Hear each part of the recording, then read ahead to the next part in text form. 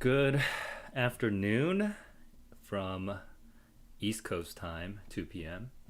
on Friday, February 18th. Today, I'm just showing you like this weird screen. All right, today, I'm gonna read the first story in The Things They Carried.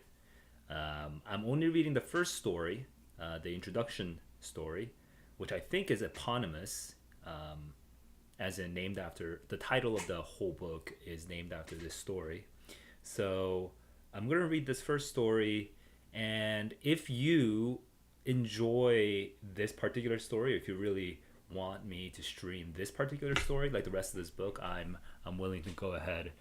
Well, maybe I shouldn't speak too soon. I'll read the first story first and see if I even like it. But this is such a highly anthology, like it's such a highly praised story, and something that has been on my radar for years. I was just not much of a fiction reader back in my 20s. So now I'm finally getting around to it. If you do want to see more readings like this, though, let me know in the comments below. Or if you're feeling generous, go ahead and click subscribe. All right, I'm going to get into the pre-reading. Now, the purpose of the pre-reading, as always, is just to find some initial sort of clues as to what people really vibe with when they read the story. It's not about just learning themes and all that nonsense, because that actually makes me worse at reading if I'm thinking about all these things from a purely intellectual standpoint without engaging genuinely with the actual text itself. And how do I have a genuine engagement with the text itself? Sometimes I don't know. Sometimes I don't know how to approach a text. So the easiest way to get started is just to see how other people react to the text first. So reviews is probably what I'm going to be looking at. But first, I'll start here in the introduction of the Penguin Book of the Modern American Short Story, written by John Freeman. Written by John Freeman, the guy who edited this collection of short stories, this anthology. And I'm going to just read what he says about the things they carry. He doesn't say a lot, but it's within a certain context in this introduction. So I think it helps just to at least start there. So here he's describing, not really in a lot of detail, why he chose the stories he chose, but he starts from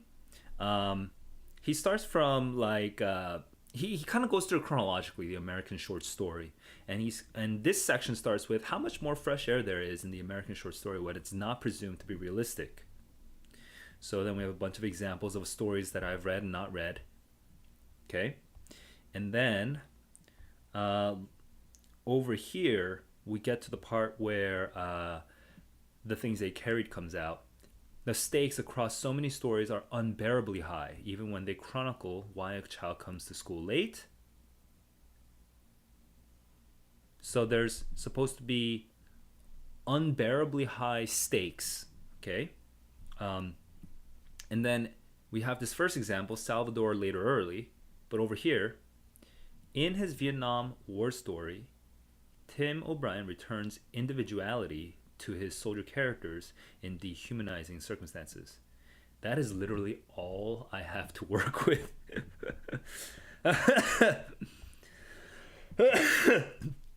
That's not a lot. And it's been a long time since I've read this introduction, so I can't remember how this introduction may or may not have been helpful for me. So I'll just move on and go to Google. Let me do some searches. So here I am with my search for the things they carried pre-searched. I'm pretty sure you can see what I'm talking about. Let me just double check. Yeah. So you should be able to see this screen. And I'm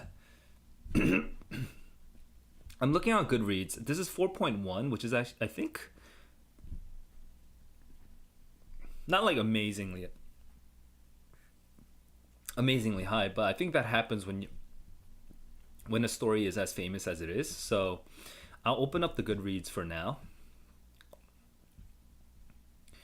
And I'm just looking, right. So we have Spark Notes. This is one of those that actually gets taught in school. Oh, the National Endowment for the Arts has like a little introduction, so that might be interesting. NPR has a 20 years retrospective of the things they carried. I think that's kind of cool. So we might get some interesting reactions there. Now, just FYI, it might be a little confusing because I am reading the things they carried only the first story of this book. I'm not reading the entire book today. So that would be a very long stream. Maybe I can try that one time if people want to hear that. But uh, I'm gonna go right into Goodreads. Goodreads is always reliable for just getting how other people react. Like, what are the themes here? No, not what are the like. What happens and what happens to readers when they read this thing, right? Themes is such a complicated. I want to stay away from themes for a while. Okay, what happens? Right now, so we do know that this is set. I knew that this was about the Vietnam War. Okay, and then I just got this little clue from John Freeman, the editor of this Penguin American short story collection, that that these soldiers are in extremely dehumanizing circumstances, and the Vietnam War is kind of famous for that, for the napalm, right? For napalm, for death from above, for Agent Orange, for chemical warfare, and also these like and especially the young, like the college educated, were so against the war, but yet the American military industrial complex was like pressing on, right? We're proceeding with our fight against communism and all this stuff. And there's all these in American history, there's so much bad feeling about the Vietnam War. Now, that said, my American history knowledge is pretty sketch. Like, it's been a long time since I've really thought about American history. Like some of you guys may know, I worked for the last 5 years in the tech industry, and I've been doing a lot less like reading of history and society and literature, especially. I was focusing a lot more on business and economics and like teamwork and psychology, stuff like that. So I'm kind of swinging back into the thick of things, and I'm sort of forgetting a lot, it turns out. You know, I only know the sort of surface. I only know superficially from memory and from my conversations. I only know superficially what happens in American history and with literature. So this is actually hopefully more helpful to you because you're seeing someone who also doesn't really know.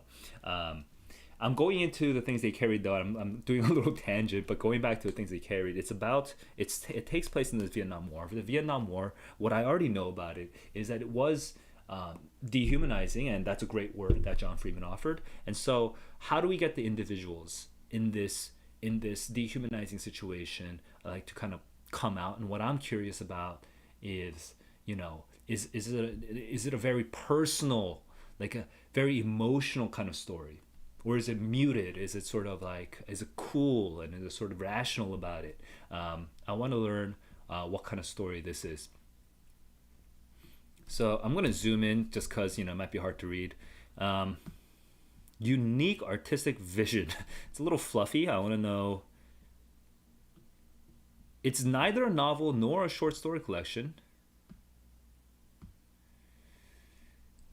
Taking place in childhood and Vietnam and back home. So this whole book actually kind of travels all over.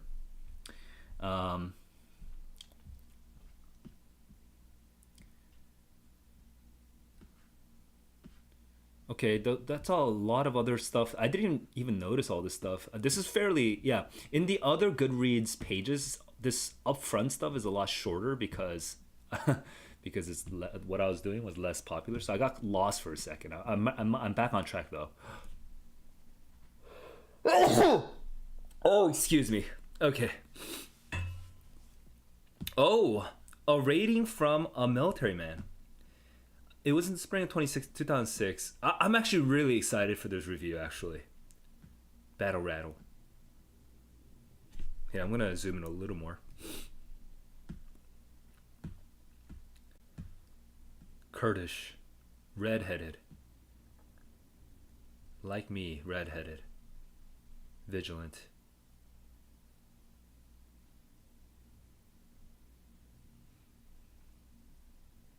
quiet, shopping, nuts, seeds, toys.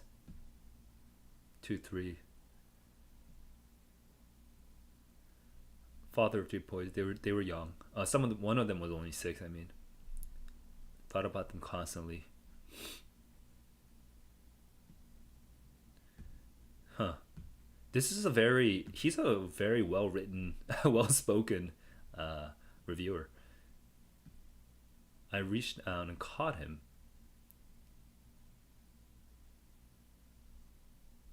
Huh. An instance of unconditional, timeless humanity during wartime. I'm. It's crazy. I don't know why I'm so sensitive right now, but like this moment right here, like I don't, because this guy is just talking about his own experience, so I'm not sure that this is actually informative about the story itself. Plus he's talking about the entire book, whereas we're only going to read the first story. But this moment of like humanity within wartime, it's so helpful for this story. I'm like, I already kind of know what I'm looking for now. At least if I want to have a similar reaction to this guy, which I think he had a very strong reaction to this book. The reality was that soldier, enemy, foreign national does not assuage the complicated humanity that we all bring with us. Okay? I see them as soldiers and enemies and foreign nationals. That doesn't humanize them, because humanity is much more complex. What Tim O'Brien accomplishes is to demonstrate that even in the middle of a horrific war experience, that these people are human and capable of experiencing wide scope of human emotion.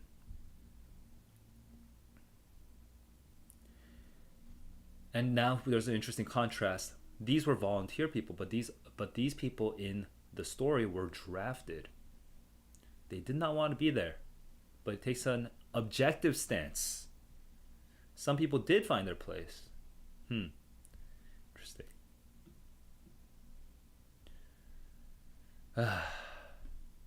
What a review, man. What a review. Now, there was nothing specific about any particular story, so I do want to move on and find maybe something more specific. It might be hard to find hard to find something specific for this particular first chapter, just because people here on Goodreads will be reviewing the entire book. So we'll see what happens. If I can find anything specific that'll help me. But I already, honestly, at this point, I already have if it were just me with like a free weekend of just chilling with myself and reading a book, even that first review was kind of good enough to get me started. But I do want to find maybe something a little bit more crunchy, a little less impressionistic, a little less overall, and a little bit more specific that might help me with this story, just for the sake of pre-reading and for helping everyone read a little bit better.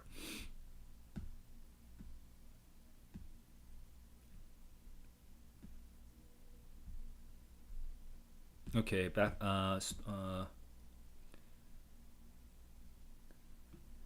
Okay, the lyricism versus the imagery. Okay, so there is a bit of a contrast there that we want to be looking at. Gonna move on. 20 connected short stories. He became the spokesperson for Vietnam. 40 blurbs from every. Okay, very right, highly praised, like I said earlier. He is unreliable. That's an interesting, potentially useful fact. He talks to the reader as if they may or may not be true. The things they get. Okay, here we go. This is one paragraph that's specifically about the eponymous first story in the book. So, it tells us how much we can tell about the person. Okay, it shows us how much we can learn about the personalities of the men in the field just by the extra items they carry with them. And that is such an interesting conceit. It's such an interesting way of telling a story. And actually, I should have mentioned this. The things they carry, the title itself. Like the things they carried, I was thinking about the things they carried, right? But we should get into this really quickly. Right here, um, the letters, the Bible, the dope, the condoms, the thumb, a slingshot, a weapon of last resort, a foot, vitamins, tanning lotion, pantyhose. Very, very diverse list. It's a great list. It's an amazing list. It's so different from each other. And the humanity, the sort of multi textured, multivariate humanity of this group of people who are in the same platoon, involuntarily carrying out this military service. You get it from the things they carried. What a great framing. But on top of that, there is the, what do you mean things they carried? But there are other things that you can carry that are not just physical things, right? I mean, and that's the most natural immediate connection just from those words, the things they carried. Because you can, in English, idiomatically, you can carry a secret, you can carry grief, a like a sense of heaviness. You can carry these other things with you, these emotional baggage with you. And so there's two levels where that title just works, and it's not like a far reach of imagination just to imagine that. Just the things they carry. What do they carry? Stuff, but also maybe things emotionally. It's literally literal. I mean, it's like, it's just, that's what the words say. But of course we're gonna get into their emotional lives, and that's a great title, I think, if we do get into that. I'm gonna move over few spoiler, sure. Oh, this guy goes through every single story, and if I were actually doing the pre-reading for the entire book, I probably would read this, but right. Here is exactly the point I was making. Hang on, let me see. Late teens, early 20s, doing the best. Dozens of pounds of field kit and weaponry. They're going up and down, and they're not just carrying equipment. They're carrying guilt, cowardice, aggression, courage, fear, righteousness, hatred, doubt. Of all the feelings they carry, the weight of futility has to be the hardest to bear. Okay, maybe futility isn't the right word. So I'm assuming futility doesn't come out in the story itself. This is just Jaylene. I'm going to say Jaylene. This is just Jaylene's sort of guess, her interpretation or his interpretation. They carry with them something like futility. So what is this word? And here we organically can start thinking of like what a theme would be. Because a theme in this case would be like something like futility, and we're looking for that word. What's that word? What's the best word for this feeling that these people are carrying, right? That's a potential way of getting into the themes without being totally bullshitty about it. Let's go. You know what? Honestly, I've already had enough of the pre-reading. I don't think I even need to go beyond Goodreads. But I am genuinely a little curious. I'm not so curious about SparkNotes because, again, SparkNotes tends to suck the life out of things because it makes it all analytical in a way that is completely disconnected from genuine emotional engagement with the story. So it's giving me the summary, and I'm getting bombarded with ads, so I'm just annoyed slightly. So I'm gonna move on. But I'm gonna look at the National Endowment of Arts. I actually don't know why the National Endowment for the Arts would have this little detail. Like, what is this programming? I don't know what this means. They do programming. They do programs. They do like events, but I'm not sure if I can learn much about this. Interesting. Let me get into this for just a little moment. I want to see what happens, right? Vast, 2 million copies, Pulitzer Prize, Amazon.com, 100 books, part memoir, part fiction, truthiness, kind of true, kind of not true, kind of fiction, kind of not fiction, controlled and wild, deep and tough, perceptive and shrewd, Chicago Sun-Times. The writing, just the writing itself is apparently really good. So I'm kind of interested. just from all those reviews. But it's hard to trust reviews per se unless you know who the reviewer is. And these are just publications. Like, I don't care if it's the Chicago Sun-Times. I care if it's a person I respect from the Chicago Sun-Times. So we want to get into that. There's a unique style. I'm going to get into the technical bits of this a little bit because I think I already got enough about the actual content of it. I kind of know what I'm looking for. Ooh. Dude, a necklace of human tongues. Ooh, that just popped out at me. It just shocked me for a second. Zooming in is not helping.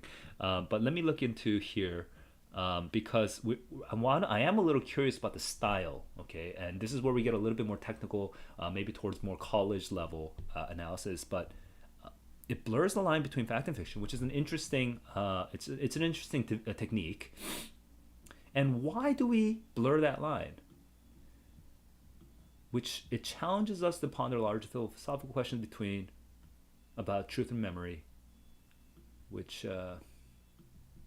There's no clarity. Everything swirls. The old truths are no longer true.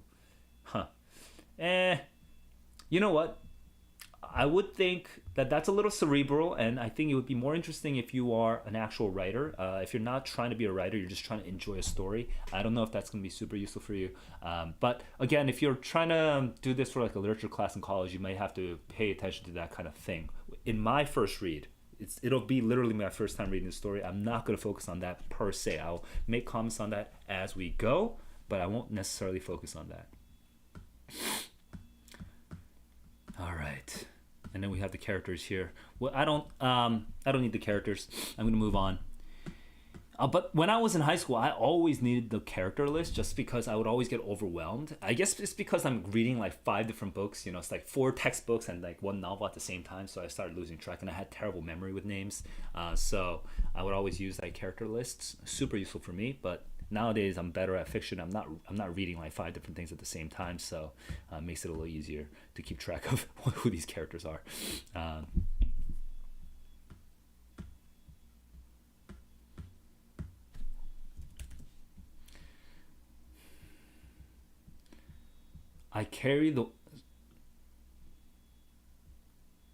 He still carries it with him. So we keep using this carrying word. What's that word? What's that word for when you reuse the same word multiple times in different ways? What? If you know what word I'm talking about, please write it in the comments. I can't remember right now. But I carry the memories of the ghosts of a place called Vietnam. He tells this host, Neil Conan. Neil? Hang on. Oh, never mind. When I heard Neil Conan, I thought of Conan O'Brien, but they're definitely different. They're not the same family. Because Conan is the last name. And yeah, never mind. More importantly, I carry the weight of responsibility and a sense of abiding guilt. But there's also friendships, conversations. Okay, this is not a particularly, I mean, this would take a while to read through, so I'm gonna skip this. I was kind of curious about this, but this is an interview, and I honestly have plenty to work with for the story, so I'm gonna move on to the story. All right. It's kind of a extended pre-reading. I don't apologize for it. Hopefully that was helpful for just like learning how to prime yourself so that you can really get into a story. And the way that, again, natural, organic reading, lovers of reading do. Hang on, my sentence just got messed up. Let me say that again. The way that people who genuinely love reading organically and naturally get into a book is not by looking things up on Smart Notes, because you have to understand 100% of the story within like 3 weeks, okay? The way that they do it is by hearing about a book, being curious about a book, hearing good things about a book, finding a good thing that they really connect to, and then being like, oh, I want to get this good thing. And right now, the good thing that I'm trying to get from this particular story is the texture of humanity, right?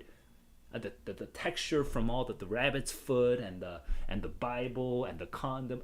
I want to get that texture, and I want to feel connected to these people, to these young, late teens, early 20s people who are stuck in a horrible situation, and how they navigate that. That's, I think, at a human level, it's very interesting. I want to feel connected to this. I want to broaden my sense of humanity through the story, and that's what I'm about to do right now. Let's get right into it, guys. Here we go. The Things They Carried by Tim O'Brien.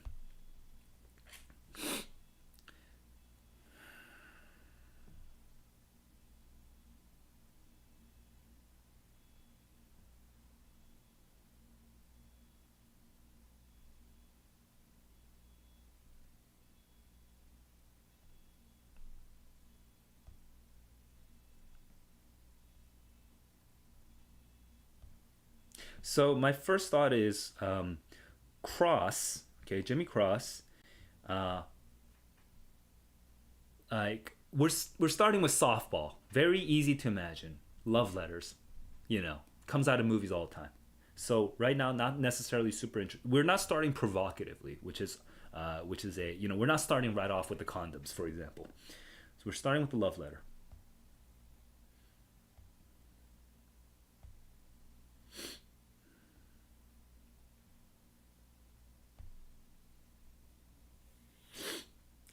That's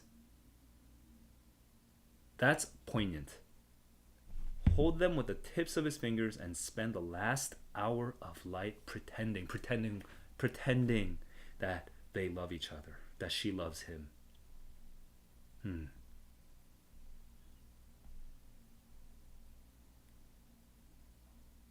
Wow. The envelope flaps. Wow. Okay. That's a very specific detail. Um, it's a very illuminating detail.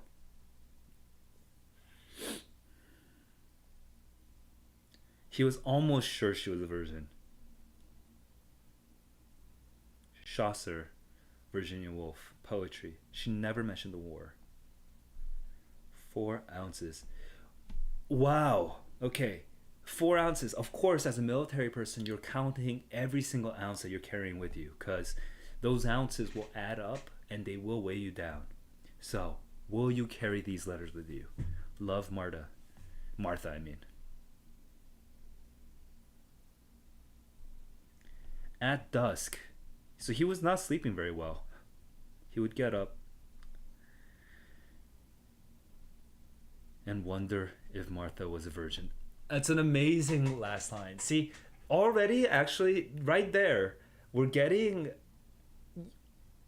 It's not sentimental. So, right now, even for the very first, what I thought would be a potentially very cliche beginning, we're already deconstructing that cliche because, you know, a sentimental thing would be making it super pretty and embellishing it, right? Just like, oh, he longs for her, she longs for him, but he's worried about things like, why doesn't she mention the war? So that's kind of an awkward little thing that they kind of avoid, right? So that might be a bit of awkwardness there, but also he's kind of sure she's not a virgin. He wants her to love him, right? That's a pure and nice and innocent little feeling, but he also doesn't want her to have sex with anybody else, only with him, right? And that's a little bit obsessive, and it's not bad I mean, it depends on your perspective on sex and life and love, but that's not necessarily like a totally evil thing, right? But like, it's just a little complicated. It doesn't feel good like some of the other parts of this story, of the fingers and the all the romantic scene, also the wondering she's a virgin. So I'm already really excited about the other parts of this because I think it's going to get even more twisted over time. Okay, we're zooming out and we're talking about the broad overall.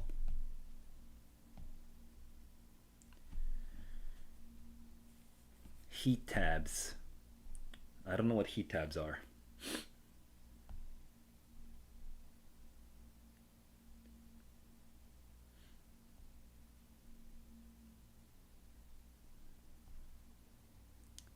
Salt tablets. Is that for keeping awake? I don't know what that is.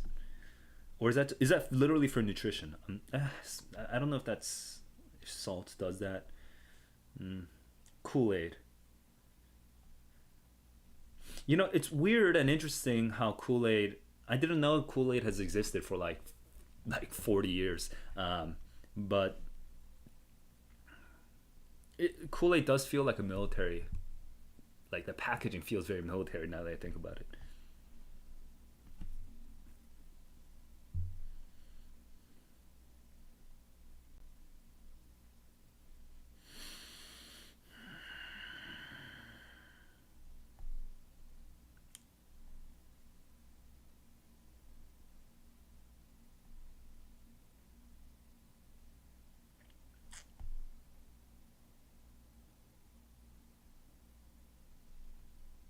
Canned peaches, heavy syrup over pound cake. Yeah.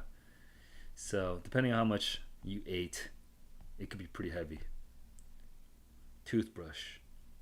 Dave Jensen, who practiced field hygiene. I guess not everyone does, right? Um, Floss.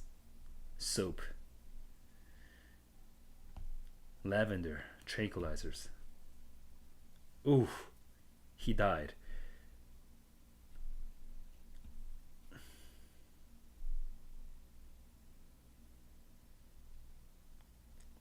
He carried tranquilizers because he wanted to tranquilize himself when he was gonna die.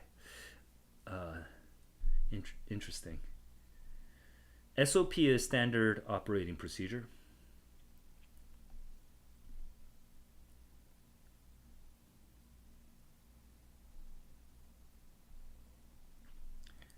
5 pounds. That feels. I think that's a little heavier than I would expect. But yeah, if it's steel, fatigue and trousers, no underwear. 2.1 pounds.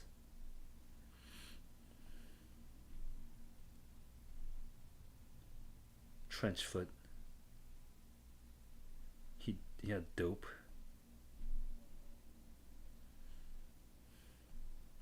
Condoms. Diary.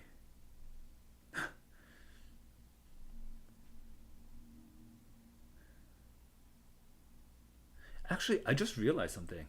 Just because I'm so bad with like drugs, I don't know what dope refers to. Is that crack? No, it's marijuana. It's it's sort of general. Hang on, marijuana or heroin? Huh? Uh, Marijuana, heroin, or opium. But back in the day, in the 80s, what were we calling?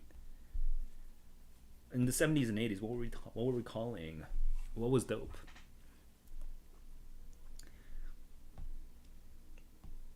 Comic books, New Testament. Kiowa seems like an interesting name. I don't know what the ethnicity of that name is. Does this show Native American tribe? Maybe, maybe. You know, kind of an interesting. We're getting quite a bit of texture about the characters just from their names itself as well, not just the items.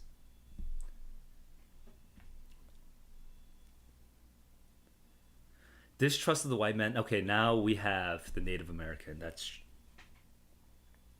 true. He carried his grandmother's distrust of the white man, his grandfather's old hunting hatchet. Interesting.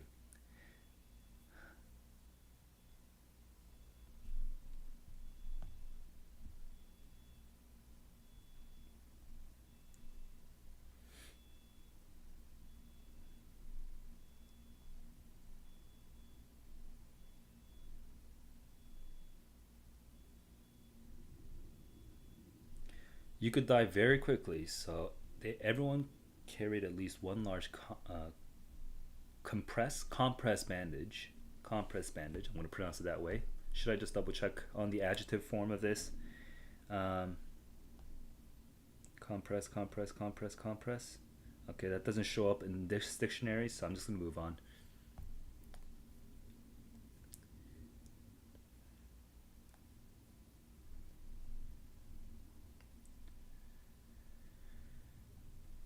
Plastic poncho, liner, 2 pounds. Wow, worth every ounce because you don't want to get wet.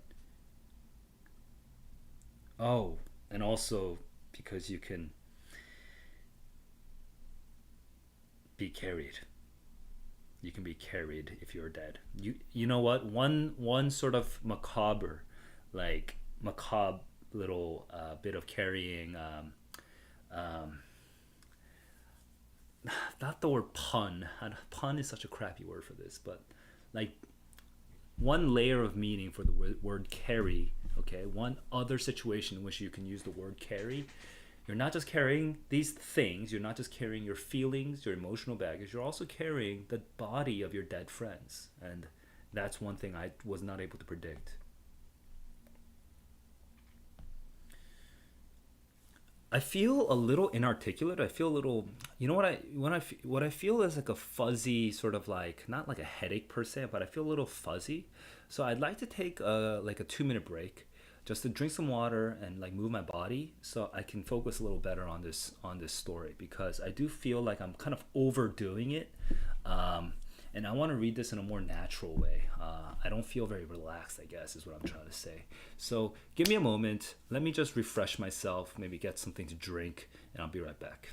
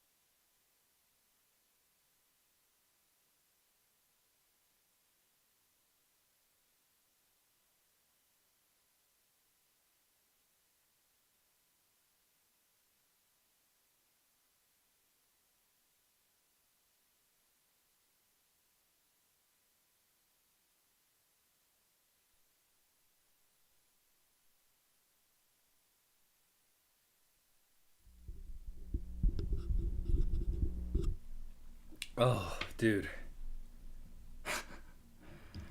I'm not feeling amazing, but I found this Haritos in the fridge, and I'm so thankful right now. Life, uh, destiny is speaking to me. It's telling me continue to read.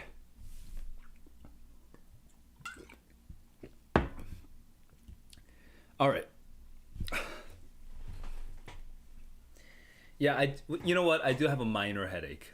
So I apologize in advance if this reading is not as um, fiery as some other ones. But let's get into it. They were called legs or grunts.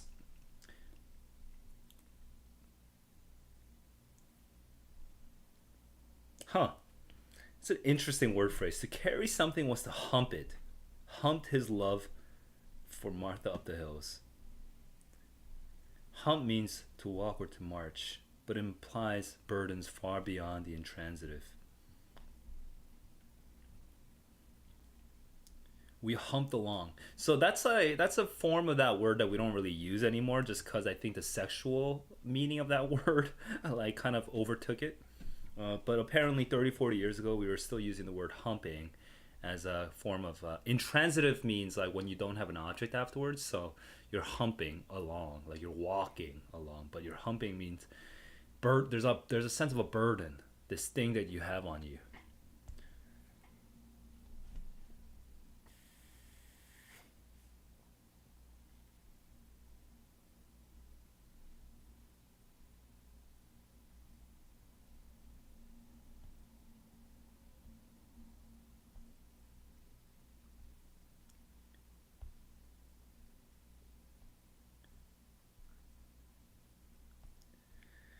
It's upsetting. It's upsetting to be at war where these other guys are not at war. And she could be meeting anyone else.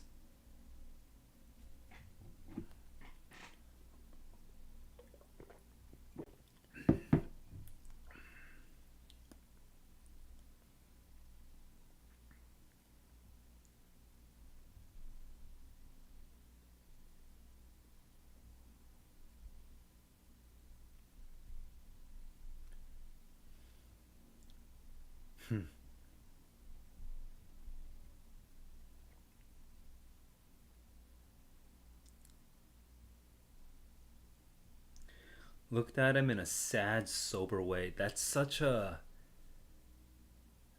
bad reaction to get, you know? Uh, dude,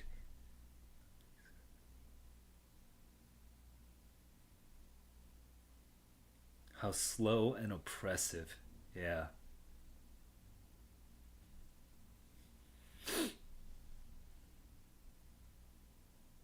He should have done something brave. Tied her to the bed and touched that left knee all night long. He should have risked it. He thought of new things he should have done.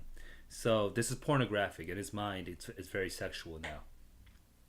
Like when we say new things, like it has to be. It's sexual. Because the first one was pretty sexual automatically. Tied her to the bed. So new things. That's a very honestly. It's such an efficient wording. You say new things, and for like teenagers, it'll be very hard to pick up on it. I think, but for most teenagers, but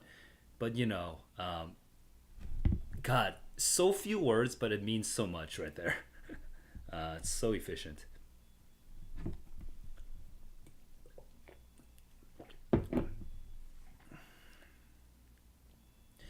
So earlier it said necessity dictated. It was a two-word sentence. But over here now it's saying what they carried was partly a function of rank and partly a field specialty. So we're getting into more detail about the things they carried.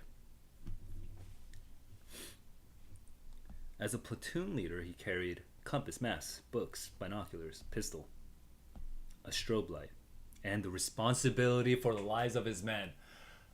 Yo, dude, you know what? Actually, I do need to know that word. I'm gonna find that word out right now because I have to know it because it's such an important literary feature of this particular story. I can no longer push it off. That word, it kind of means pun, but it's when you use the word, like especially in like a list, but you use it in a different way than you originally were intending to, than you originally set it up or made it out to be. It's like it almost sounds like a biology word, like like zygote or something like that.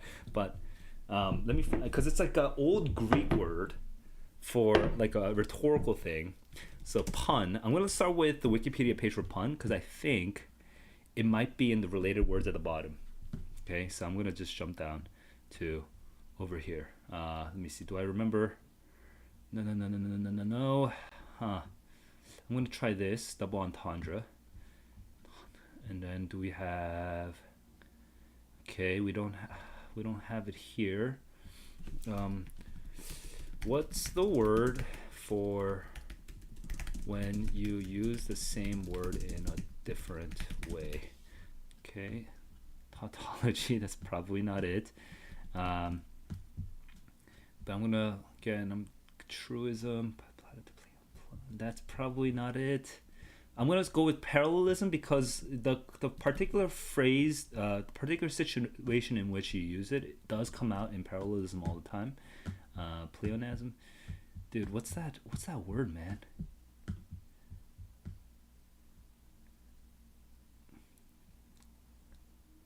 Yeah, it's definitely not useful. Come on. It's not chiasmus, because chiasmus is totally other thing. I'm just trying to find this word. Chiastic structure.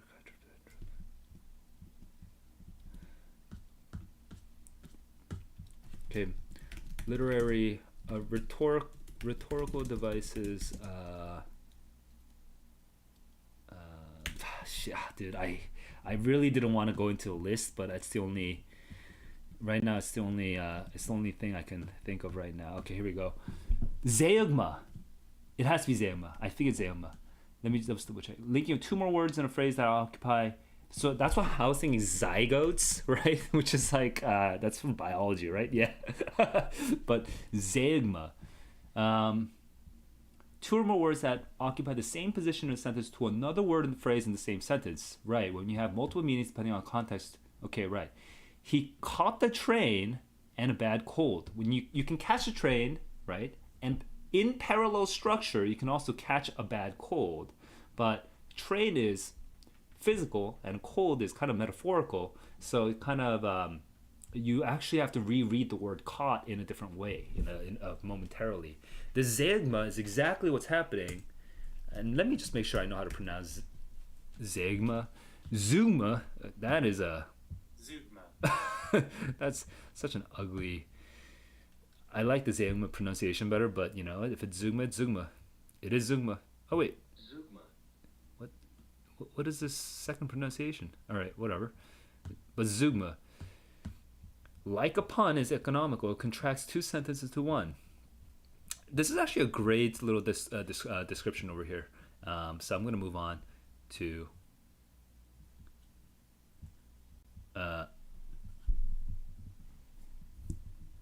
I'm going to move back to the story.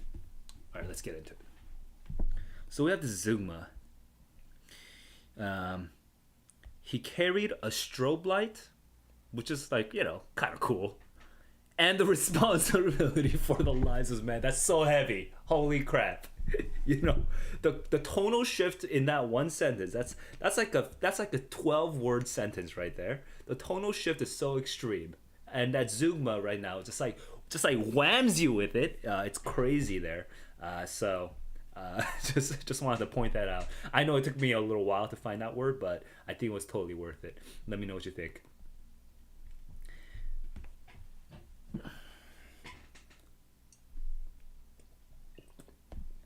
What's RTO? Radio technician? What's the really terrible orchestra? Where's the radio telephone operator? Yeah. What is a killer? Oh, I see. Oh, the radio itself is super heavy. Holy crap.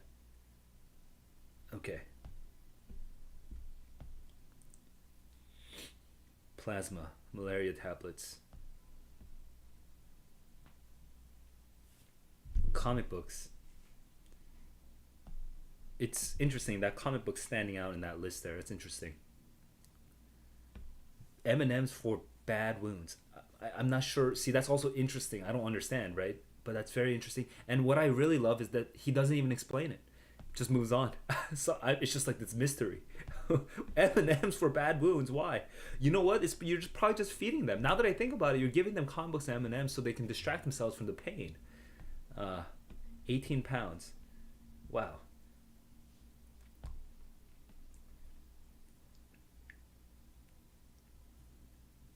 So that's very heavy.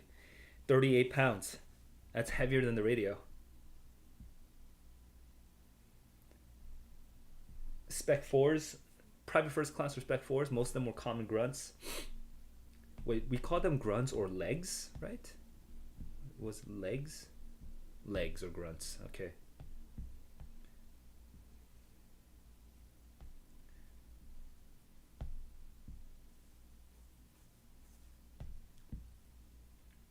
By the way, legs, grunts, if you, since we're in that sort of rhetorical analysis mode for a second, for you college students anyway, you should know that's a metonym. It's a metonym when you are, or synecdoche if we really need to get into it, when you're calling a part for the whole or whole for the part. But you get the legs, right? The legs, the reason you're calling them the legs is because you're referring to them as the ones who are on the ground and like walking or something like that. So it's metaphorically kind of referring to the soldiers themselves, but you call them legs. So that's a little random word that you might want to use or keep in mind when you do these kinds of rhetorical analyses in the future. But again, that kind of stuff like really kills your joy of the reading, so I wouldn't really emphasize it too much personally.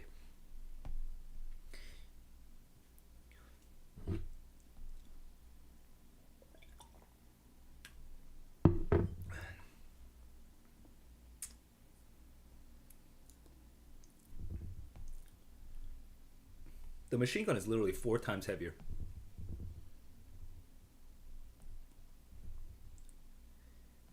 Bandoliers, man, when I used to play video games, I knew what this was. A shoulder belt.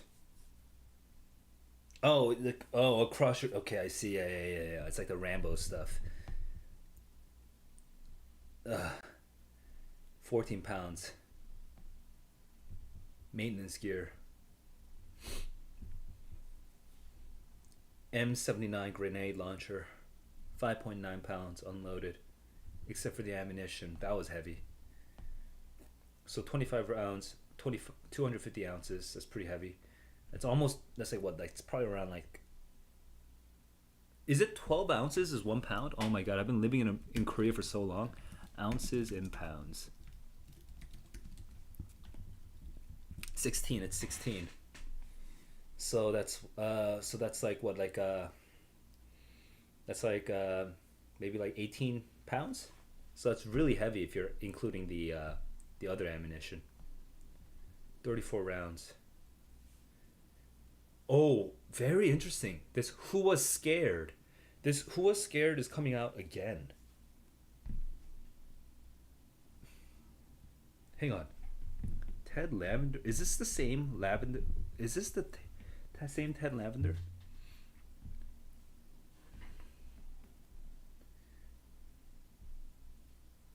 Oh, you got Tan Ke, right? So Ted Lavender, Who Was Scared, carried tranquilizers. And then over here, Ted Lavender, Who Was Scared, carried 34 rounds when he was shot and killed outside Tan Ke.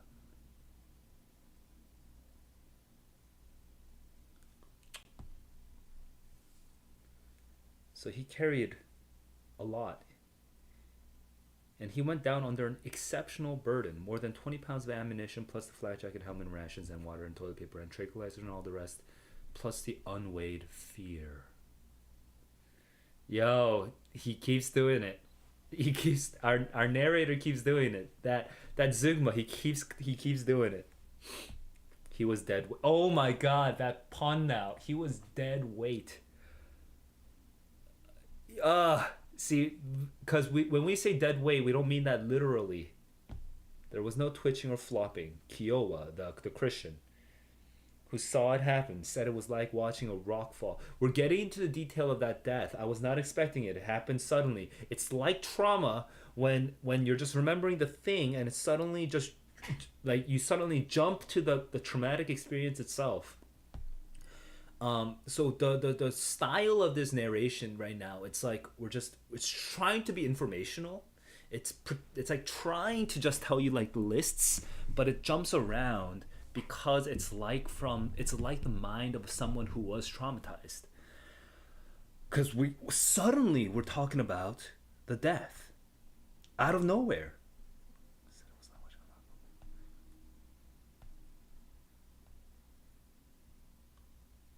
Not like the movies where the dead guy rolls around, does fancy spins, and goes ass over tea kettle. Not like that, Kyo was said. Just flat fuck fell. Boom. Down. Nothing else. It was a bright morning in mid-April. That is so sad. Because I can imagine it. It's just...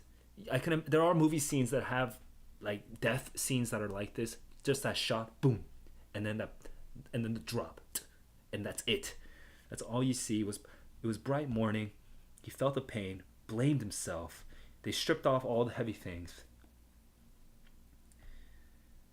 The guy's dead. Report 1 US KIA. Request a chopper. Poncho.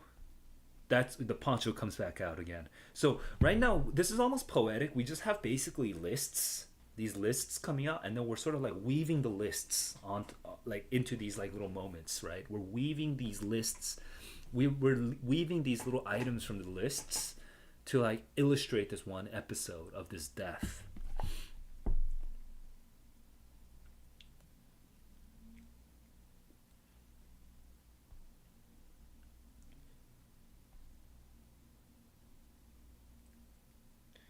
And now he feels guilty because he was so busy loving her.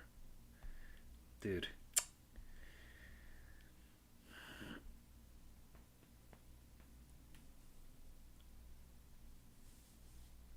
So the dust off must be referring to the chopper, which is referring to a helicopter. They burned Tonka.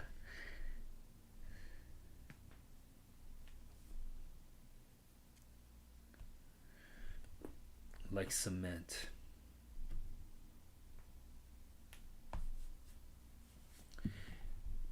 M60, M16, M79, they carry whatever presented itself or whatever seemed appropriate. Catch as catch can. M14s, Car 15s, Swedish Ks, grease guns, captured AK-47 Shikoms, RPGs, Simonov carbines, back market Uzis, Smith & Wesson handguns, laws, shotgun silencer, black jets, bayonets, C4 plastic explosives. Lee Strung carried a slingshot, a weapon of last resort, he called it. Dude, that's like cute and also scary. Brass knuckles, hatchet, Claymore anti-personnel mine.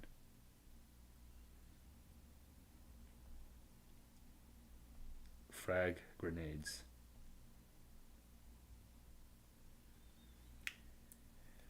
Smoke grenade. CS or tear gas grenade.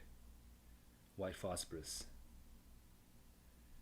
They carried all they could bear and then some, including a silent awe for the terrible power of the things they carried.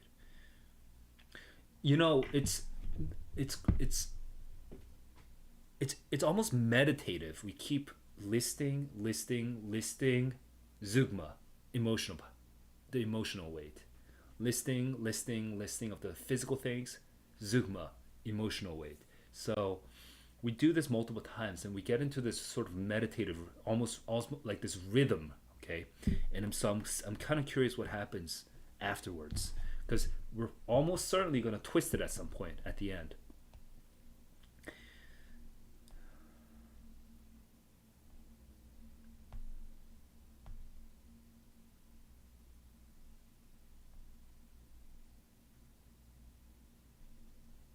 Oh, I just zoned out for a second. I was losing track of who we're talking about, but we're at Jimmy Cross, April, before Lavender died.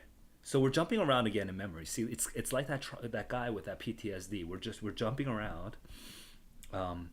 Which, by the way, if you want to read a story that is supremely jumping aroundy, that's Fahrenheit 451. Go ahead and read that. Hang on, not Fahrenheit 451. Sorry, Slaughterhouse. Hang on. What Slaughterhouse was it? Slaughterhouse 9? Slaughterhouse 5. Right. Slaughterhouse 5. Slaughterhouse 5 jumps around like crazy too, because it's from the perspective of somebody who's kind of unhinged. So it's a more extreme version of this.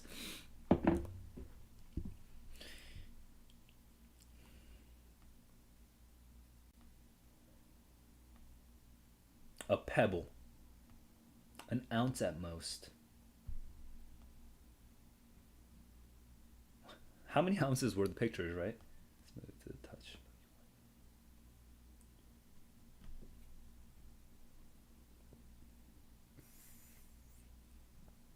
The Jersey shoreline,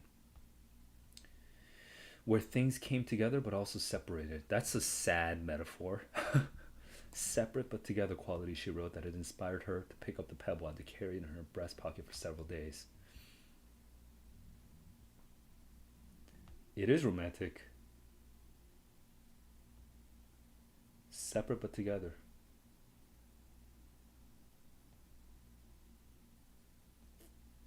Bare feet, brown and bare, toenails unpainted.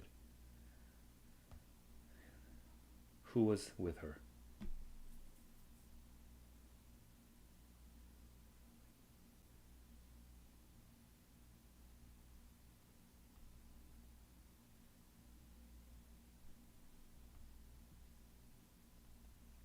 Yeah, putting it in your mouth and turning it with your tongue, man, that's such a very specific, it's a very real detail.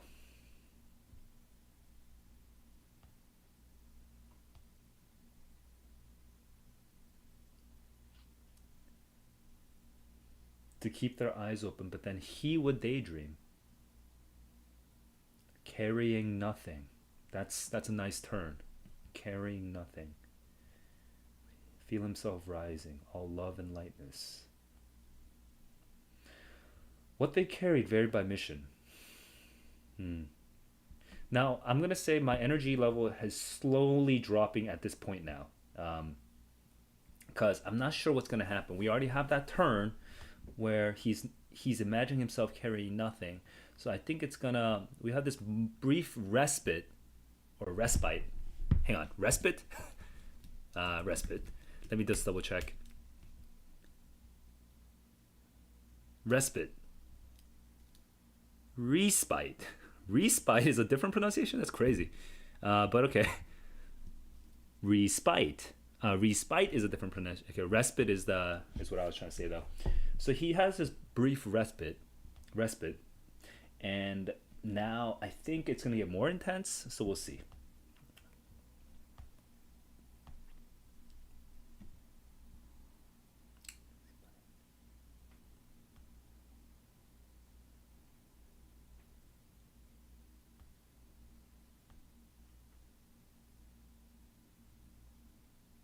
Oh, sorry, I just got distracted because I was just double checking that things were recording correctly. Let's move on.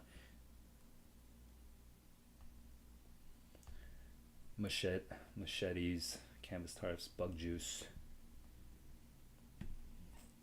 everything they could. Heavily mined AOs. I don't know what AOs are, but I'm gonna move on. Like areas, I guess. Toe poppers, bouncing betties, humping a 28-pound mine detector with its headphones. Lower back and shoulders, awkward to handle. It's useless. Partly for safety, partly for the illusion of safety.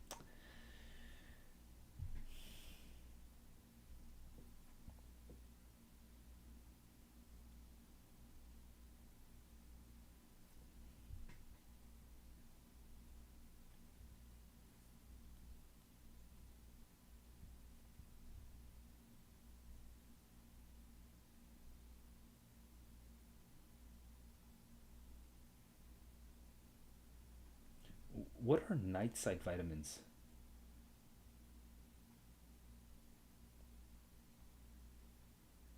I don't get it, but okay.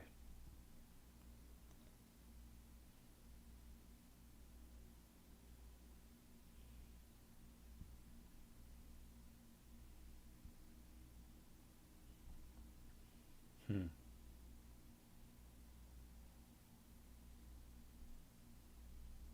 They all carried ghosts. Interesting.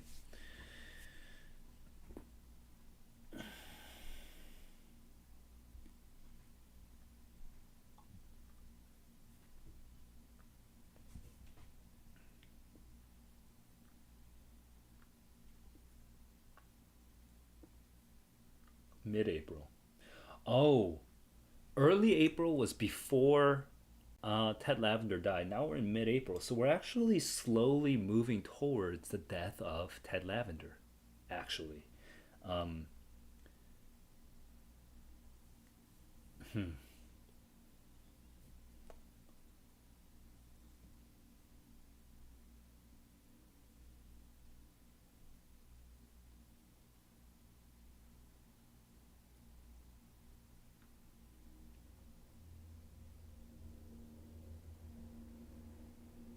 wiring, detonators, earplugs. Before blowing the tunnels to search, carried out orders. Duh, excused.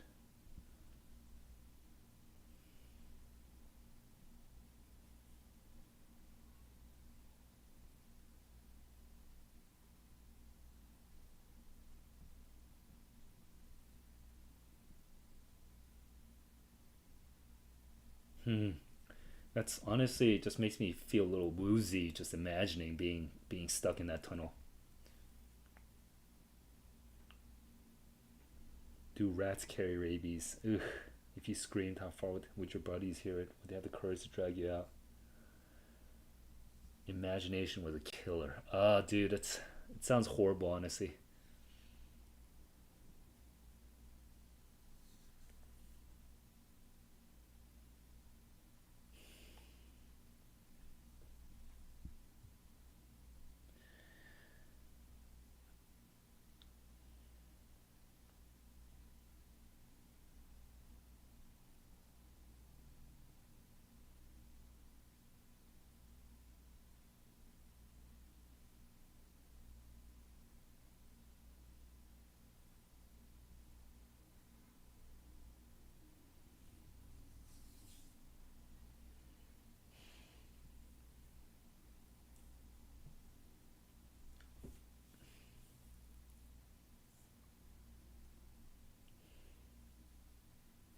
He was thinking about Martha again. The two of them buried alive under all that weight. Dense, crushing love. Dude, be such a horrible way to die. His love was too much. He felt paralyzed and wanted to sleep inside her lungs, breathe her blood and be smothered. Be a virgin, not a virgin, all at once. He wanted to know her. No, okay, there's a biblical sense. I don't think we use this anymore, but we do. In the 21st century, this is not as common of a phrase, I think, but we know there was like this know in the biblical sense. So knowing means to deflower her, or it could just mean this, because it goes straight into intimate secrets. Why poetry? Why so sad? Why that grayness? Why so alone? Alone, riding her bike, dancing. She danced alone.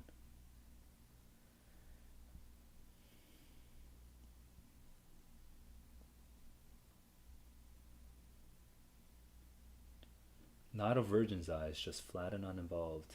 Hmm. He was buried with Martha under the white sand of the tree. Dude, yeah, this is highly.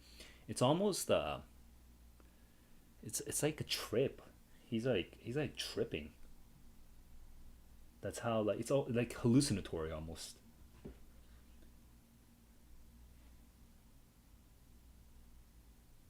24 years old, he couldn't help it. Of course he can't. I forgot about the age of these characters.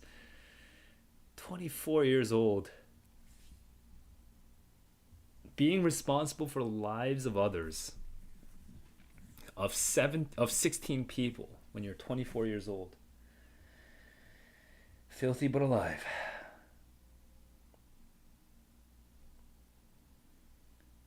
Fucking zombie.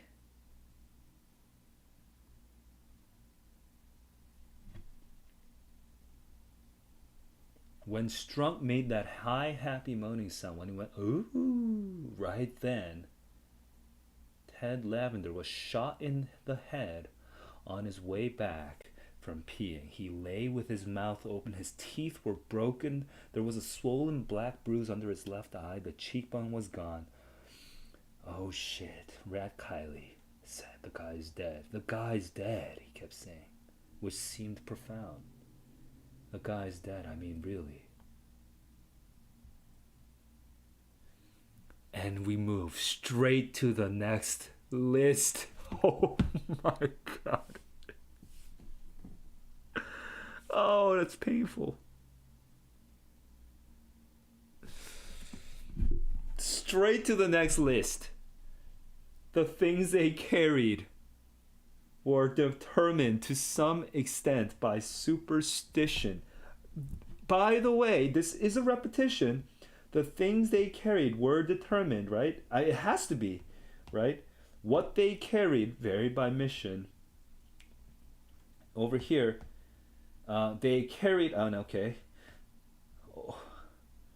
What they carried was partly a function. Hang on. I just wanna make sure I get this point. The things they carry. See. Oh, dude, and that's what I mean by that rhythm. My prediction was right. We had a brief respite. Then we have the peaking of intensity. But what I didn't expect is then this next wave in this rhythm. Literally the next sentence after is the things they carried were determined. And it puts us right back into that rhythm when somebody just died. Oh, it's so crazy. My energy level went straight up, by the way. It's so high right now. Let's keep going. I actually don't know what's going to happen now because we already got to his death. So what's next in this story, right? I mean, I don't think the narrator is going to die. I don't think Cross is going to die, for example. But we are teasing with Cross's mental situation, his emotional situation quite a bit. So something has to happen with Cross by the end of the story. I think, at least that's the expectation. And besides that, maybe Kiowa, because Kiowa comes out multiple times with the Bible. I'm not sure.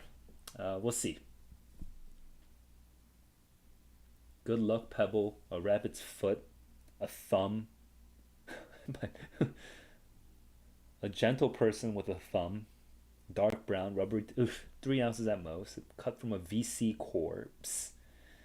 Viet Cong, VC, not venture capitalist, for all the tech people out there. A boy of 15 or 16.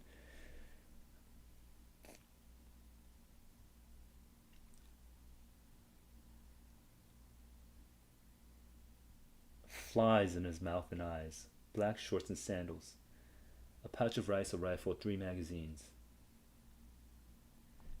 Mitchell Sanders thinks there's a definite moral here. So he has the thumb of a dead boy. Then he patted the stomach almost affectionately and used the hatchet to remove the thumb. Dobbins asked what the moral was. Moral? Moral.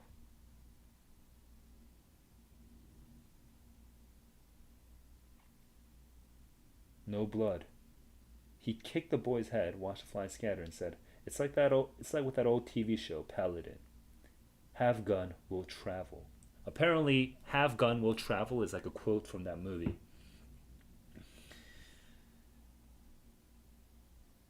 Yeah, well, he finally said, I don't see no moral. There it is, man.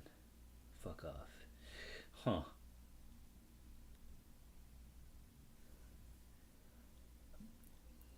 Mitchell Sanders gives Boker the thing.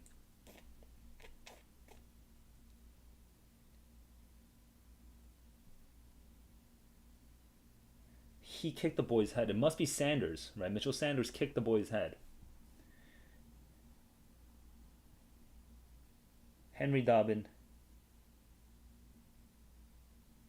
is like, I don't see no moral. Sanders is like, there it is, man. Fuck off.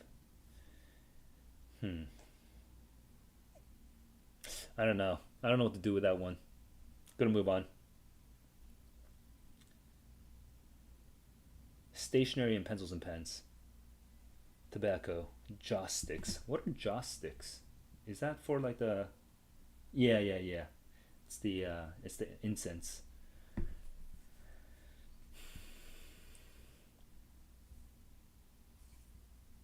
Psyops leaflets, hot chow and green mermaid cans and large canvas bags, ice beer, soda pop, plastic water containers.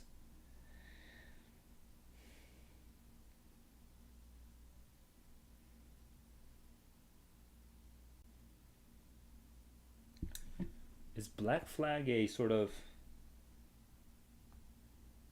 uh, what is Black Flag here? Oh, it's just a brand. I see. Such an intense name. Hmm. For an insecticide, such an intense name.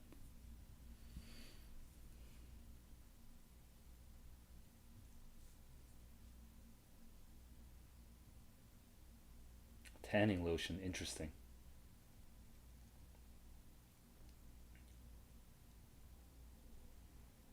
The weight of memory. They took up what others could no longer bear. Often they carried each other, the wounded or weak. They carried infections. They carried chess sets, basketballs, dictionaries, hearts, purple hearts, plastic cards with the code of conduct, diseases, lice and ringworm and leeches and patty algae and various rots and mold. They carried the land itself, a powdery orange red dust. They carried the sky, the whole atmosphere, they carried it. The humidity, the monsoons, the stink of fungus and decay, all of it. They carried gravity. They moved like mules. By daylight, they took sniper fire. At night, they were mortared. But it was not battle, it was just the endless march, village to village without purpose, nothing won or lost. They marched for the sake of the march. They plodded along slowly, dumbly, leaning forward against the heat, unthinking, all blood and bones, simple grunts, soldiering with their legs, toiling up the hills and down into the paddies and across the rivers and up again and down, just humping one step and then the next and then another, but no volition, no will, because it was automatic. It was anatomy, and the war was entirely a matter of posture and carriage, the hump of everything. A kind of inertia, a kind of emptiness, a dullness of desire and intellect and conscience and hope and human sensibility. That was an extremely wow. We're at the end. We're at the end. We have to be at the end.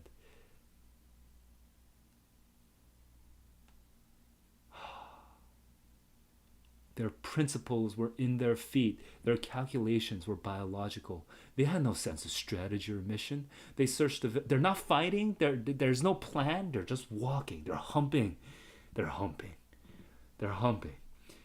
They searched the villages without knowing what to look for, not caring, kicking over jars of rice, frisking children and old men, blowing tunnels, sometimes setting fires, sometimes not, moving on to the next village and other villages where it would always be the same. They carried their own lives. The pressures were enormous. In the heat of early afternoon, they would remove their helmets and flak jackets, walking bare, which was dangerous, but which helped ease the strain. They would often discard things along the route of march. Purely for comfort, they would throw away rations, blow their claymores and grenades, no matter. No matter, because by nightfall the resupply choppers would arrive with more of the same. Then a day or two later still, fresh watermelons and crates of ammunition and sunglasses and woolen sweaters. The resources were stunning. It was the great American war chest, the fruits of science, smokestacks, the canneries, the arsenals at Hartford. Interesting zoom out. We're zooming out to America itself, the Minnesota forest, the machine shops, the vast fields of corn and wheat. They carried like freight trains. They carried it on their backs and shoulders, and for all the ambiguities of Vietnam, all the mysteries unknowns, there was at least the single abiding certainty that they would never be at a loss for things to carry. They will always be carried. They will never be at a loss for things to carry. I'm surprised that wasn't the end. Okay, I'm really curious what's going to happen next. I don't know what's going to happen next. I can't predict it right now. If I force a prediction, we just did this big zoom out. Okay, we did this big sort of mellifluous like listing of And this is the time where we finally get a little philosophical, you know, and more direct. We're a little more abstract, right? We have more abstract sentences like, the hump was everything, right?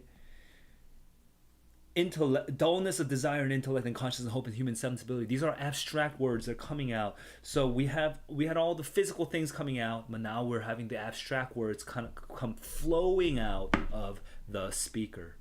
We'll see what happens next. After the chopper took Lavender away, we're after the death now. Tanka, they burned everything: chickens, dogs, the well. And then at dusk, he found himself trembling. He tried not to cry. A hole into the earth. He felt he hated himself. He had loved Martha more than his men, and now Lavender was dead. I forgot about this particular thread. Of course, he's feeling guilty, so we have to do something about this guilt. He would have to carry like a stone in his stomach for the rest of the war. It's going to have 0 ounces, but it's going to weigh heavier. All he could do was dig. Full of love and hate, he sat at the bottom of his foxhole and wept. It went on for a long while. He was grieving for Ted Lavender, but mostly it was for Martha and for himself, because she belonged to another world which was not quite real. She was a junior at Mount Sebastian College, a poet and a virgin, and uninvolved. And because he realized she did not love him and never would. Intense scene, man, because it's a lot of feelings going on in that character. That 24-year-old character. Oh, God. I've heard this, said Boker. A pisser, you know. Zapped while zipping.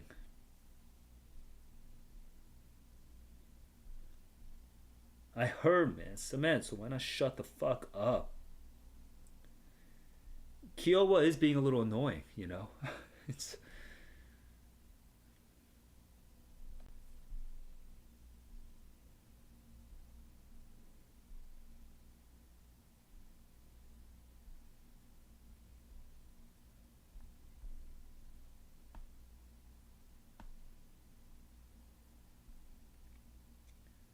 The lieutenant's in some deep hurt.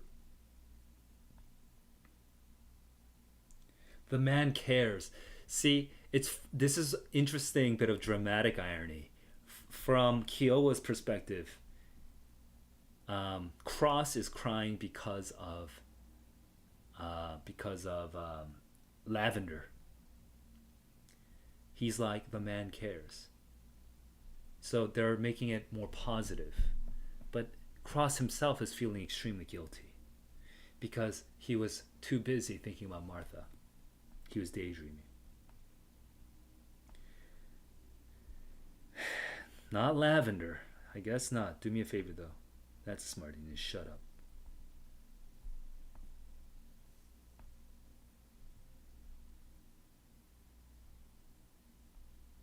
Interesting. We're in the mind of Kiowa. So I was kind of predicting this. I wasn't sure how it would come out. It seemed unchristian. No drama, down and dead. It seemed unchristian to only feel surprise. He wanted to find some sadness or anger. He's not. He's mainly feeling pleased to be alive. He liked the smell of the New Testament, the leather and the ink and the paper and the glue. Sounds of night, even the fatigue. He enjoyed not being dead. Lying there, he admired Cross's capacity for grief. He wanted to share the pain. Damn, dude. Damn. This sort of contradiction of things, right? This Kiowa being like, I want to feel more sadness. And then Cross being like, why was I daydreaming? And mainly still just crying about his girl that doesn't love him. All Kiowa could think of was boom, down.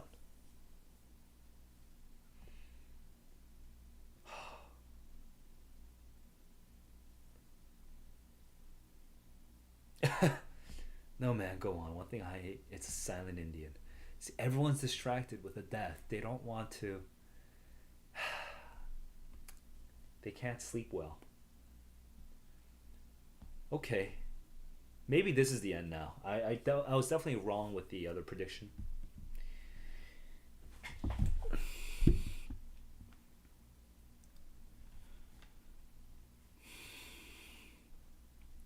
Interesting that we have this poise, this dignity, and then we have this panic, the squealing, the twitching, the moaning, the flopping, the firing blindly, the cringing, sobbing, begging, going wild, making stupid promises. They would blink, they would peek up, they would touch their bodies, they would feel shame. So, but we're still talking about their dignity. They would force themselves to stand. The world would take on the old logic, the silence, the wind, the sunlight voices. The burden of being alive. You know, this is interesting because the flip side is, you could have no problems just like Lavender by being dead.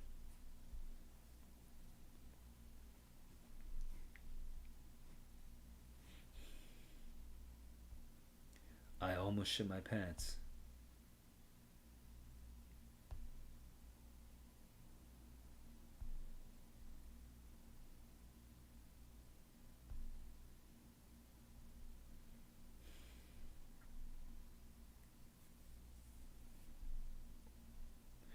Almost cut me a new asshole, dude.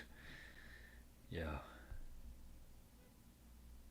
it's interesting that contrast between like the intense panic and then this sort of smoking a joint and just kind of making jokes about it. It's intense. That's pretty crazy. I really love this paragraph actually. They were all doing these poses. They were posing, greased, offed, lit up, zapped. They were acting. It feels scripted. Huh. Irony mixed with tragedy. They called it by other names to destroy the reality of death itself. They kicked corpses. Grunt lingo. How the poor guy didn't feel a thing, how incredibly tranquil it was. There is a moral here, Mitchell Sanders said.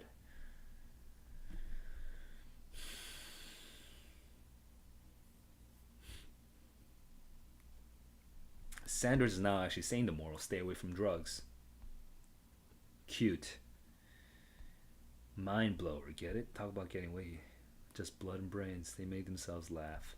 So mind blower, as in, you can blow your mind with drugs, or you can get your brains blown. So that's a joke. It's a very dark joke, and they're laughing because that's all they have. This mix of irony and tragedy. This mix of irony and tragedy. They're laughing. There it is, they'd say over and over. There it is. Let it ride. There it is. There it absolutely and positively and fucking well is. They were tough.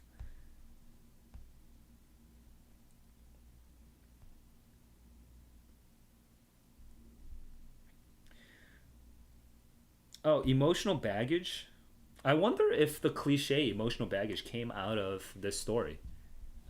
They carried all the emotional baggage of men who might die. That might be interesting. I'm kind of curious about this. Let's see if emotional baggage, if we can get an origin for this. Yeah, I want to know the first usage of it, but it's not here. I'm just finding it interesting that this idea of emotional baggage existed. I feel like there's like a smart way of figuring out where this. Oh, I actually didn't know, but baggage has something to do with the military force. I did not know that. But baggage, transportable equipment, especially with military force, that's giving me this vague sense that we can actually use the word emotional baggage. History of usage of words. Is that like a tool for searching this? There is Google, but I don't know if you can get. I don't know if you can. Oh, you can go back pretty far. That's kind of interesting. Emotional. Can you find this? Oh, yo. It's okay, but this is before. Okay. Okay. So when he first used the word emotional baggage in like 1986, it was actually on the uprise. That's kind of interesting, honestly. Um, this military metaphor of emotional baggage. It's a pretty recent one.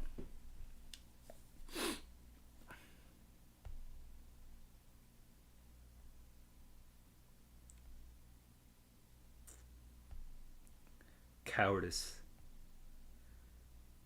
Heaviest burden. Because you can never put this cowardice down. You need to have the perfect posture. They carry reputation. Killed, died, embarrassed. Embarrassed because you don't want to be embarrassed not to die. Nothing positive, no dreams of glory, just to avoid the blush of dishonor. They died so as to not die of embarrassment. They crawled into tunnels. Each morning, they made their legs move. They endured. They kept humping.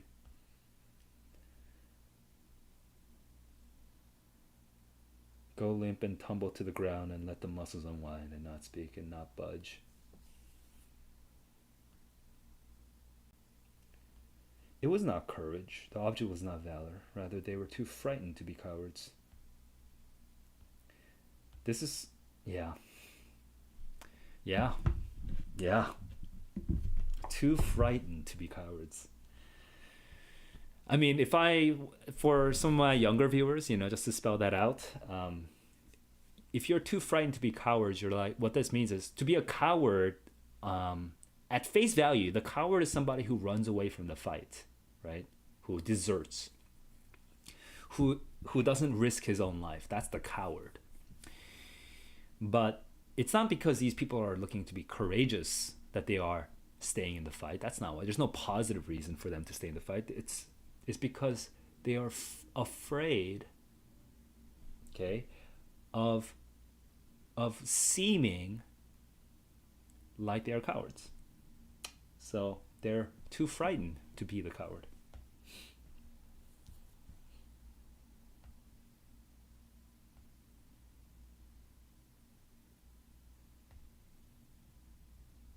Pussies.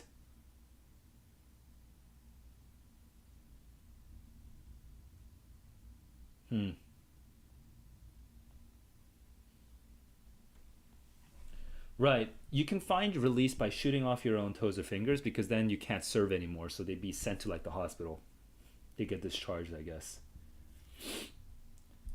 They imagined the muzzle against flesh. Squeeze the trigger, blow away a toe. They imagined it.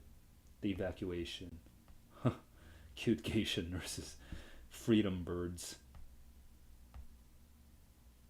Freedom birds must be the planes, I guess. A smiling stewardess. It was a real bird. A big, sleek, silver bird with feathers and talons and high screech. They were flying. Nothing to bear, nothing to carry, nothing to bear. They laughed and held on tight. It's over, I'm gone. Naked, light and free. Lightness, bright and fast and buoyant.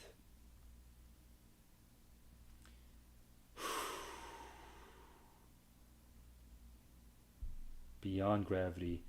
This is the second time that we have this image, at least the second time I remember, that we have this image of the lightness coming up, right? The previous one was in the Daydream of about Martha by Cross. Now we have this bird image, the freedom bird. Over America, over the farms, over the McDonald's.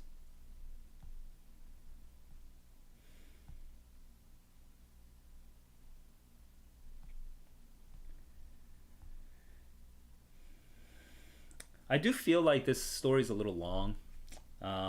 It kind of talks a lot. It's not the kind of thing I enjoy terribly, but we'll see. We'll see how this ends.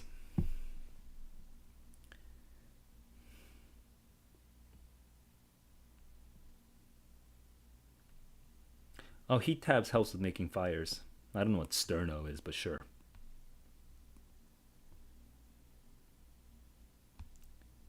Hang on, what? Oh, he burns the letters. Oh, okay, okay, okay. Oh, he's actually letting go of one of the things he's carrying. This sort of emotional baggage that's with him. Yo.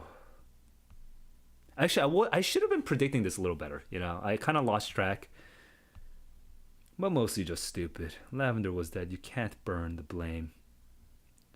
He's burning it because he's feeling guilty. He wants to get over Martha. And they were in his head. He could still play. He could still see her.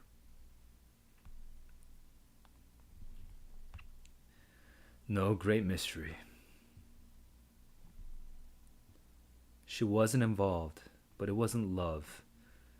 He hated her. He hated her. Love too, but it was a hard, hating kind of love.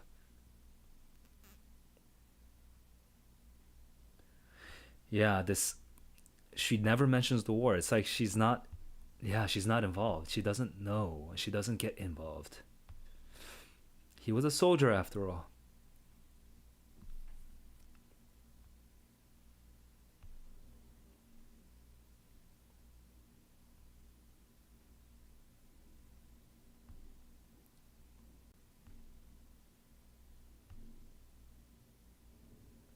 He was shut down to daydreams.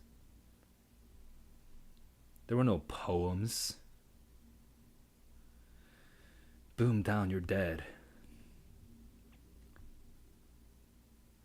He understood. It was very sad. The things men carried inside, the things men did or felt they had to do. He almost nodded at her, but didn't.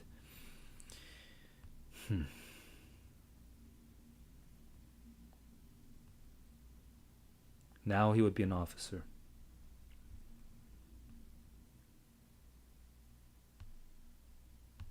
He hasn't gotten rid of the pebble though. That's interesting.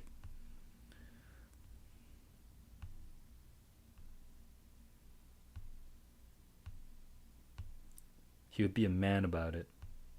He'd be impersonal. No argument, no discussion. They would get their shit together. No more laxity. He would be strong.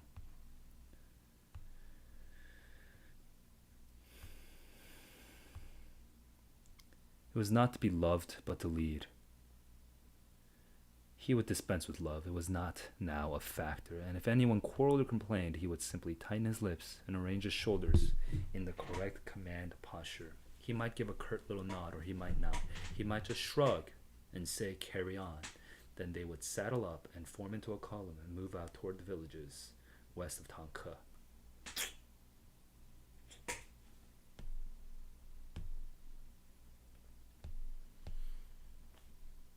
That's sad, you know.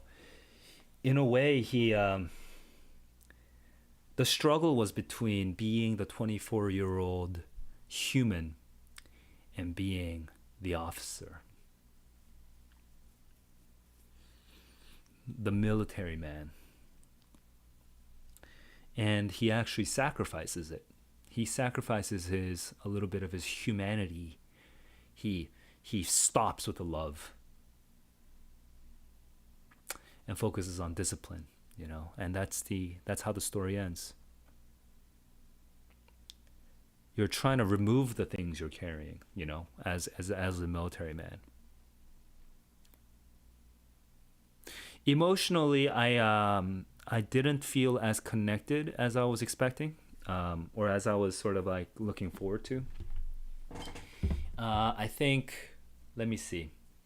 If I look at this story overall, I think it was sort of technically interesting. So this is contrary to my this is contrary to my expectations. I was expecting more of a more I was thinking more emphasis on the humanity of these characters, but actually it's more on the dehumanizing aspects, right? The rhythm of the things they carry, keeps coming back over and over and over, and it keeps them marching along. And then there's like these 2 or 3 long flights of very abstract description. which actually takes us away from the humanity, from the people themselves. Or I mean, kind of, it's talking about them, but we never really get fully involved into a character, so it's not so much of a character sketch. The only characters we do have that get developed in any form are Jimmy Cross and Kiowa, and a little bit of Mitchell, who's the Joker, who's the sort of irony guy. But we're not fully invested in the emotions of the characters. It's more of just that whole dehumanizing rhythm of the things that you're having to take with you for this work. And Jimmy Cross is the one who's like being a normal 24-year-old boy, a little creepy, but in a sort of like a common way, right? Just wanting this girl to love him back who doesn't love him back, and just imagining like what he could do with her, right? and imagine what she might be doing with other guys, right? This sort of obsessive 24-year-old guy out at war, missing this woman, right? I mean, at face value, that is normal. That's what happens when you miss somebody terribly, and you're also young and horny, and dude, and he suppresses it. That's what happens at the end of the story. He silences it, and he marches, and he's gonna get them to march, to hump along. That's heavy, honestly. It's a heavy story. It's a heavy story.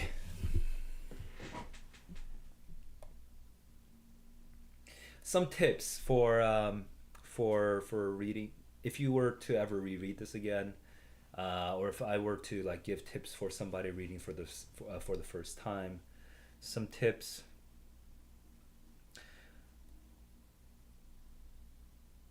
I mean, I think the parts where it got really like where we had those flights of abstract description,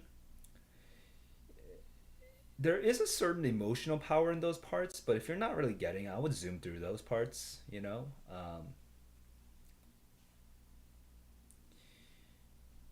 like I didn't feel very rewarded for those parts in particular. But the parts of the story that the parts of this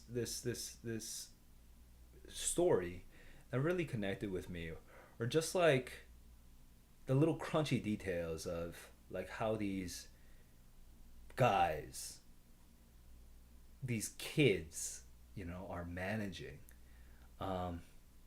So I would say I liked the first two-thirds of the story a lot more, overall. And uh yeah, and I guess the one way to kind of keep your interest until the end is to really just keep asking yourself, you know, what's up with Jimmy Cross? How is he gonna like this sort of unstable desire to be with this woman, if you pick up on it, like this is not healthy for the troop, for the platoon. I don't know if platoon is the right word, but this is not good for his troop. If you kind of pick up on that, the fact that his obsession is not good for war, um, that might help you kind of. I think that might help me at least. If I were to reread this, like kind of keep track of what's happening until the end. Maybe because I wasn't really focusing so much on Jimmy Cross and his sort of internal instability, I was sort of like missing the point a little. I was sort of going alongside the story rather than right on the mainstream of the story. So maybe, yeah, actually that would be the tip to myself if I were to read this particular story again. It would be to focus a little more on Jimmy Cross and his internal conflict itself, rather than on the troop as a whole.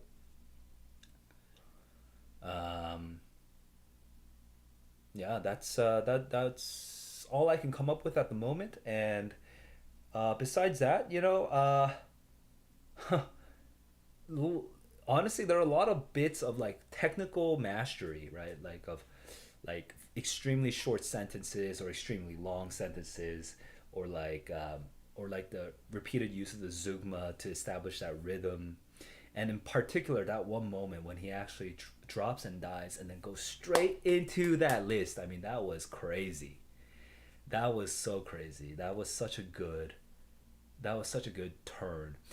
I just, yeah, I really felt that. I really felt that. So I do hope that some of you guys were able to feel some interesting feelings and get some interesting thoughts while reading this story. And if you have any that you'd like to share, please write them in the comments section below.